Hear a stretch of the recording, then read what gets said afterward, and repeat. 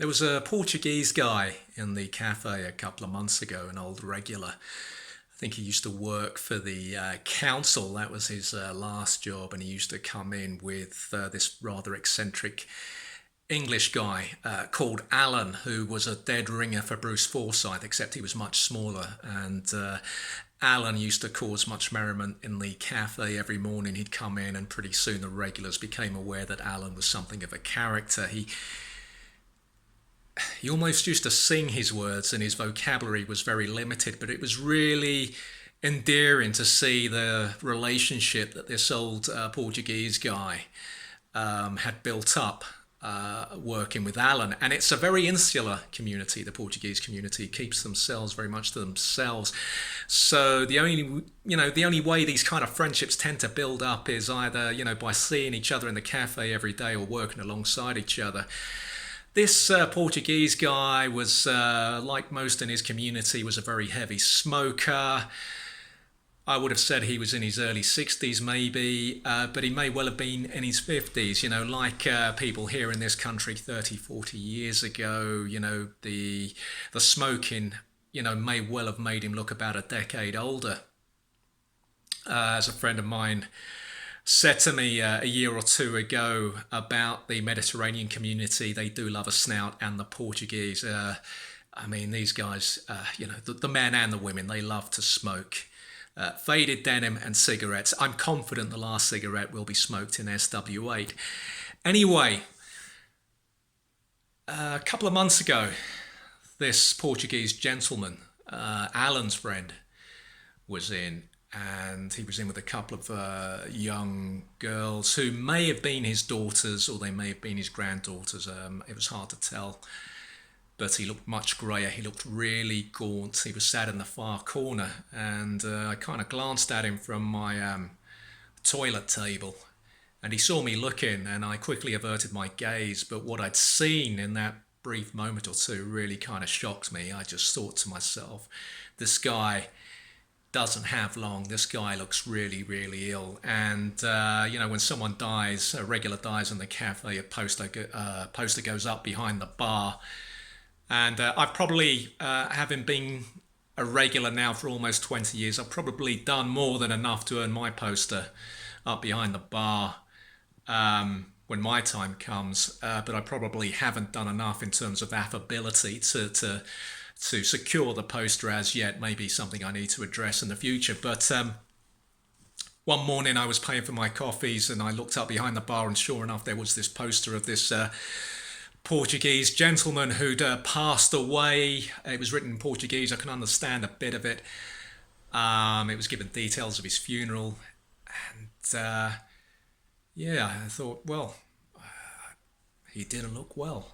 It really had struck me how ill he looked. And then I just suddenly, in that moment, I reminded myself of my dad, who was something of a Cassandra, when he was around with his death predictions. My dad was all doom and gloom, and the amount of people he fell out with, because he would tell them to their face that they didn't look well, and if they didn't look really well, he would tell them that too, and would actually say, I don't think you've got long left. So people began to dread running into my dad, and the invites stopped drying up. We spent a lot of time in that bedsit, the four of us fighting. Maybe we would have had a better social life as a family had my dad not been going around with his death predictions. But one of my earliest memories goes all the way back to the first bedsit, 41 Mayflower Road, across the road from where we eventually settled. And Inspector Evelyn, one of the lead investigators, one of the lead detectives into the Whitechapel murders in the late 1880s, retired to that house in the 1890s, something I didn't find out until I was about 17 or 18. I always tell that story. One of my earliest memories is in 41 Mayflower Road. My mum used to work early mornings. My dad, to his credit, unlike many southern Spaniards, was obsessed with learning the English language. He did have a good hold, good grip of the English language, just a very strong accent. but he was constantly trying to improve himself with the English. But I had this memory, he must have been going to some day college. He was doing up this tie, black tie with purple polka dots on it, I remember. And he was looking into the mirror, and I think I was on the first of my fold-up beds. My sister was behind me in the cot. And I just remember him looking into the mirror, but telling us that he was going to die soon. You know, as a kid, you're hearing that. You know, I'm 4 years old. I'm hearing that. I'm thinking, this is scary, isn't it? Fast forward 15 years. My dad is still knocking around. My Z bed, the one I would spend the next 11 years on, has finally arrived at 48 Mayflower Road. I come back one Friday night. I'm all excited. I've gone back to college. I've started going to the London Cartoon Centre, the youngest ever student admitted onto their course, you know, because that's what I wanted to do, write comics. It was a long journey to West London, but I was that dedicated. I would go there every Friday night. And I came back, and my dad really put the wind up me that night. He said, you know, your mum is very unwell, you know, blah, blah, blah.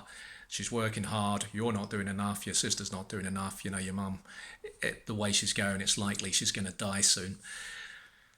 And that really did upset me. I didn't let him show, I didn't let him see how upset I was.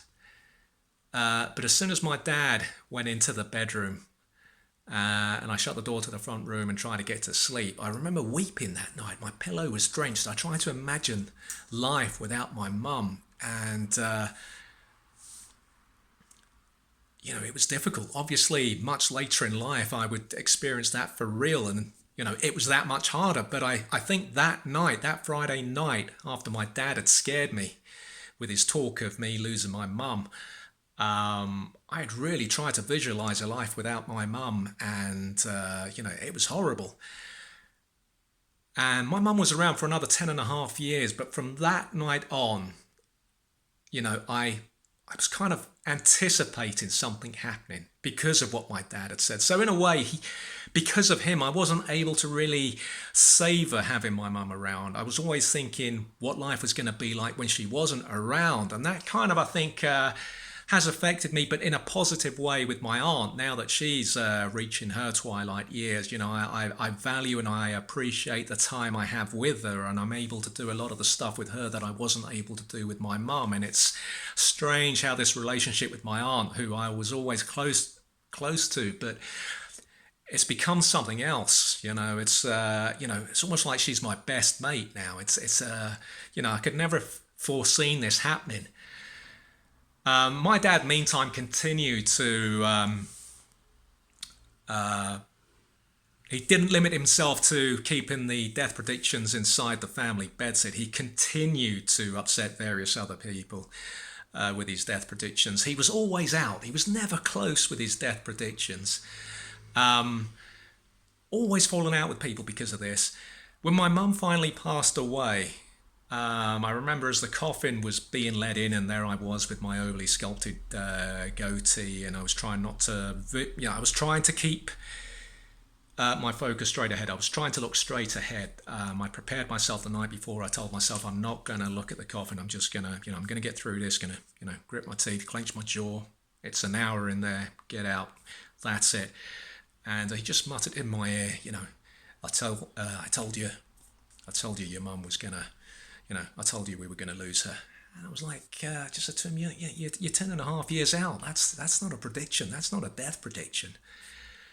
And I think what happened is that having grown up with these death predictions, it was almost like I was my dad's protege, except my predictions tended to be much more accurate than his. And when he had his first heart attack, you know, you'll be able to hear about that a few videos back. You know, when he had the uneven chest hair and I had to go and find an orderly, pay them £20 to go and even out my dad's chest hair. I'd seen such a decline in my dad. I thought he's not going to be around for long. You know, he's not got long left, and I was right. And the thing with my dad's the turnout at my dad's funeral. I mean, my mum's turnout was, spectacular. It was kind of humbling to see how loved she was by people. So many people I didn't know turned up. You know, she was a well-loved member of the community. With my dad, I kind of expected the turnout. You know, when you've been going to night school for 18 years, as my dad did, and then being thrown out by the college because you've done every course going, but you've gone to your MP to get yourself reinstated and you've started to do the same courses again. The chances are you're going to know a lot of people, and his service was packed.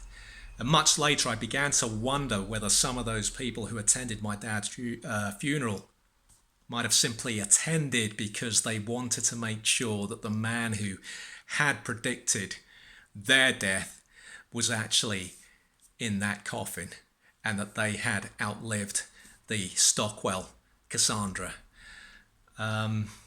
That's the story of the Stockwell Cassandra, my dad and his death predictions. If you've enjoyed this video, please do like and share it. You'll be seeing a little prompt coming up in the top right corner of the screen now to click if you haven't subscribed to this channel. And I hope you enjoy your evening. Thanks for watching.